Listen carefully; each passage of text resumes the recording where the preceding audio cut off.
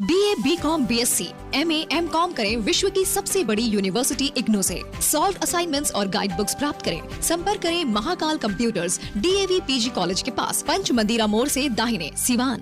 से बात करेंगे, जो भी निर्दोष है, जितना पैसा लगेगा, चाहे छोटे बच्चे, अभी इसके पिता यहाँ हैं संजय के, जिसके पास कुछ नहीं है। अब ये गरीब आदमी अपने बच्चे का बेल कहाँ से कराएगा?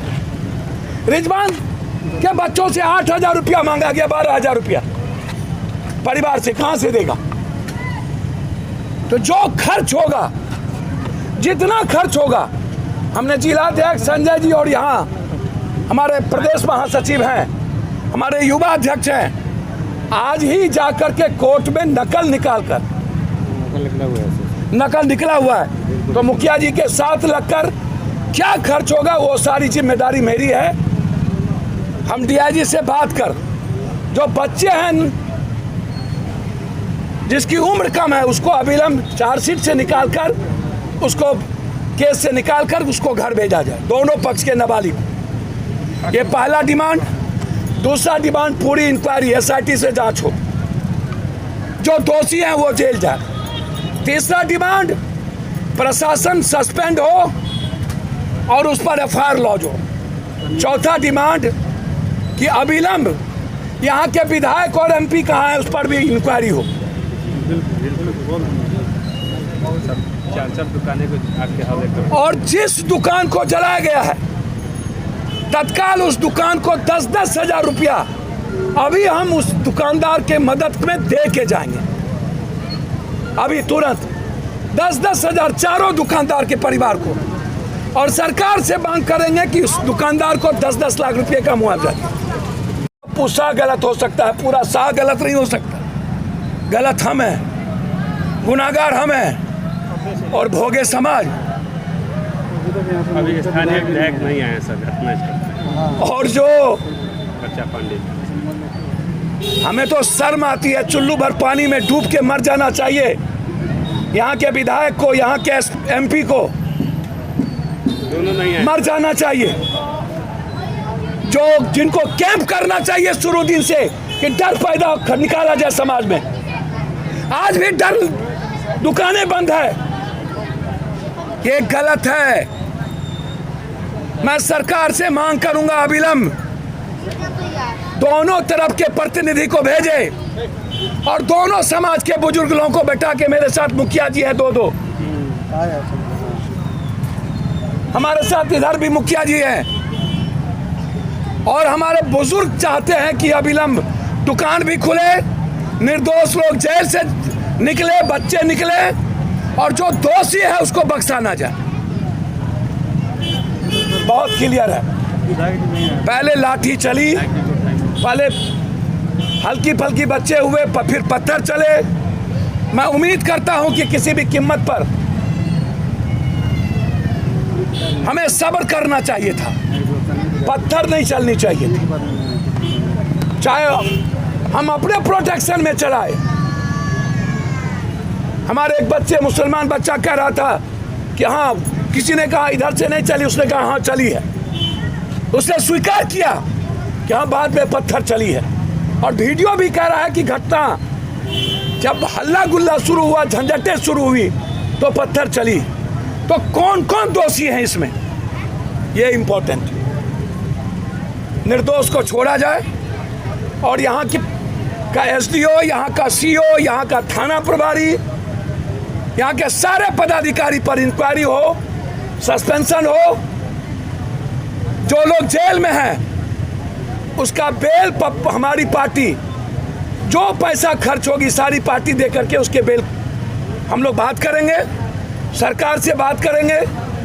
जो भी निर्दोष है, जितना पैसा लगेगा, चाहे छोटे बच्चे, अभी इसके पिता यहाँ हैं संजय के, जिसके पास कुछ नहीं है। अब ये गरीब आदमी अपने बच्चे का बेल कहाँ से कराएगा? रिजवान के बच्चों से 8,000 रुपया मांगा गया, 12,000 रुपया परिवार से कहाँ से देगा? तो जो खर्च होगा, जितना खर्च होगा, हमने जिला अध्यक्ष संजय जी और हनुमान ने अपनी जिंदगी क्यों दी?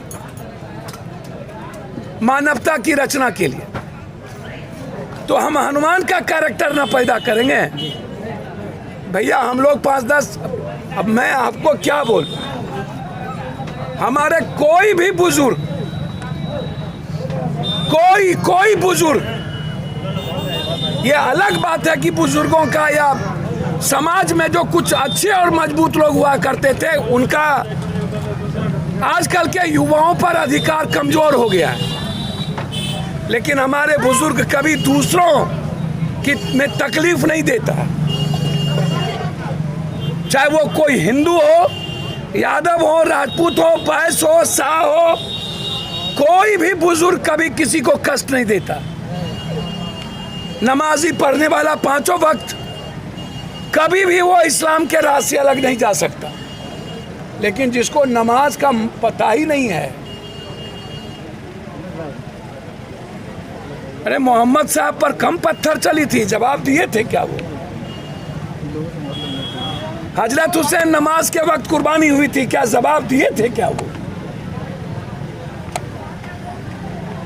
इस्लाम का जन्म ही प्रेम पर और कुर्बानी पर हुई। रामायण का जन्म ही त्याग और मोहब्बत पर हुई है। फिर हम होते कौन हैं? इंसानियत के साथ दखल देने वाले। इस घटना से ना तो किसी दुकानदार को फायदा, ना किसी जात को फायदा, ना तो किसी समाज को फायदा। घटना यदि घटित होती है तो उसमें किसी न किसी पीछे भूमिका होती है, चाहे वो पप्पू यादव हो, चाहे कोई पप्पू शाह हो, पप्पू झा हो, पप्पू मंडल हो, पप्पू मियां हो, कोई ना कोई तो है। और ये मैं बार बार कहता हूं, ना तो किसी घर की बेटी होती है, ना तो किसी घर की माँ होती है, ना तो किसी घर की बहन होती है, ना तो किसी घर के पिता होते हैं, ना अब्बा होते हैं, ना वालिद होते हैं। फिर क्यों? इसमें कोई ना कोई राजनीतिक सियासत हमेशा रहती। बिना किसी फायदा का कोई घटना इस मुल्क में कभी नहीं हुआ। और ये फायदा निर्दोष बच्चों को जेल जाने के लिए नहीं, 14 साल 13 साल के बाद। 2-3 बात समझिए। और नीचे करो भाई, लोगों नीचे कीजिए भाई, लोगों नीचे। प्रशासन की लापरवाही, मेरा मानना है कि सरकार बदली, प्रशासन नहीं बदला। पूरे बिहार के ऊपर से नीचे तक के प्रशासन को बदलने की जरूरत है। मानसिकता नहीं बदली।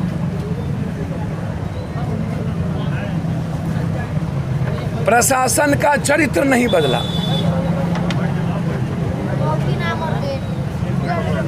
सत्रह में भी घटना घटी थी जिसमें हम आए थे, उसके पहले भी आए थे और फिर 22 में हम आए। यह दोष मैं किसी समाज का नहीं दे सकता।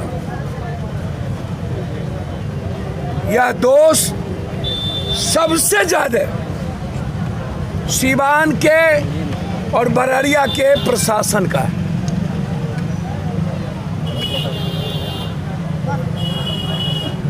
हर समाज के लोग अपने विचारों के साथ जीने के लिए आजाद हैं। अपने अभिव्यक्ति के साथ उनको जीने की आज़ादी मिलनी चाहिए, चाहे वो कोई जात हो, कोई धर्म हो, कोई मजहब हो। इंसान और इंसानियत सिर्फ एक बात कहती है, हमें ईश्वर और अल्लाह का ही काम करना है, दूसरा कोई काम नहीं करना। और ईश्वर और अल्लाह कहता है कि इंसान ही सबसे बड़ा भगवान और धर्म है। कौन नहीं कहता है इसमें कि इंसान भगवान नहीं है? कुछ मनचले लोग जो दोनों तरफ होते हैं।